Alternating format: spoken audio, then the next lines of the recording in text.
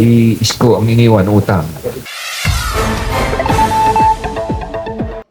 Sa Makra Balitaan News Forum na ginanap sa lungsod ng Maynila kung saan ang bisita ay tumatakbo sa 1st District ng Maynila bilang congressman na si Manny Lopez, kung saan walang patutsyadang binatikos ni Manila 1st District Congressman Manny Lopez si dating Mayor Isko Moreno sa pag-iwan ng malaking utang sa Maynila at nagbenta ng patrimonial properties. Ako po naniniwala na wala pong pag-aari ang syudad na dapat ibenta.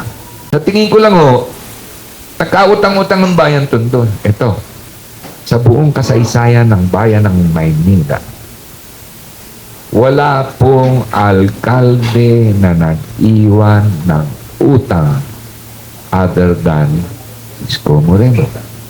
Na hindi naman nararapat, ang dami pong mayor na nagdaan. Tatay ko, si Ma'am Fredlin, si Tito Lito Chensa ko, ayan, si Pangulong Era. Hanggang sa bumagsak tayo dyan. Lahat po yan nag-iwan ng cash on hand. Malaki o maliit man. Nilagay sa medyo hindi magandang financial condition ang bayang Maynila. Pinuri at binigyang diin niya ang kakayahan ng isang mahusay na pinuno na makahanap ng mga pondo sa pamahalaan. Ang mga buwis ay napakahalaga. Ikinumpara ni Lopez ang natitirang pera ng mga nakaraang administrasyon sa 17.8 bilyong utang ni Moreno na binibigyang diin ang sitwasyong pinansyal sa kasalukuyan ng Maynila. Ang gusto ko lang sabihin sa inyo, kailangan ang leader maging mapaghanap. Hindi yung solusyon ang pag-utang. Nilagay sa medyo hindi magandang financial condition ang bayang Maynila. Pinuri rin ang pagiging maparaan at mahusay na pamamahala ng pananalapi ni Mayor Hani Lacuna at nagbigay daan sa lungsod ng mabayaran ang utang na iniwan ni Moreno.